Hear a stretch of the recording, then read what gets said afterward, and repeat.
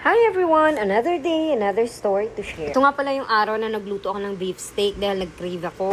So bago ang lahat, pagkagising ko, sabi ko kay Jan, if in case na mag-grocery siya, magpapasabay ako ng meat dahil wala kaming beef na meat. Sabi ko magluluto ako ng beef steak dahil nag-crave ako. Hindi nagdadalawang isip ang lolo niya, umalis agad at binilan ako. Ganun talaga si Jan pagdating sa gusto ko, bibigyan niya talaga agad-agad yan. So hindi ko alam kung mahal niya lang ba talaga ako o ganyan talaga siyang klase na tao. So balik tayo sa topic sa pagluluto ng beef steak. Baka kung saan-saan pa pupunta yung topic na to at nalito pa tayo.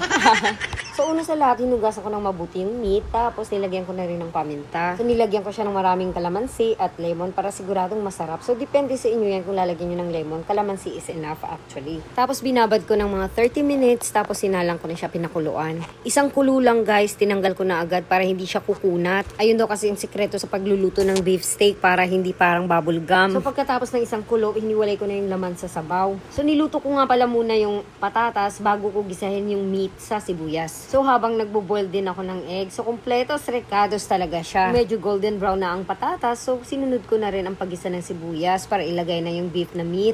Medyo nakachamba din kami sa pagbili ng quality ng meat kasi maganda talaga siya na klase. Pagdating talaga sa food, si Jan, pinipili niya talaga yung pinaka the best na quality. So pagkatapos ko gisahin yung karne, nung nag-golden brown na, nilagay ko ulit yung sabaw. Nilagyan ko din pala ng beef cubes, tapos yung broccoli nung malapit na maluto para hindi madudurog. Tapos another sibuyas na napakadami kasi isa din yan sa sikreto ng beef steak para sumarap. Para kompleto ang twist, nilagyan ko din pala ng potato kahit hindi naman dapat. So nasa sa inyo yun. Favorite kasi talaga ni Jan ang potato kaya sa tuwing nagluluto ako mostly palaging may patatas. So ayan, finally luto na. Thank you Lord for the blessing. Kainan time na. Usually wala akong gana after magluto pero this time guys, nakachamba talaga ang sarap, promise. So yun lang guys, that's all for today's video. Thank you for watching. Bye! Have a nice day everyone.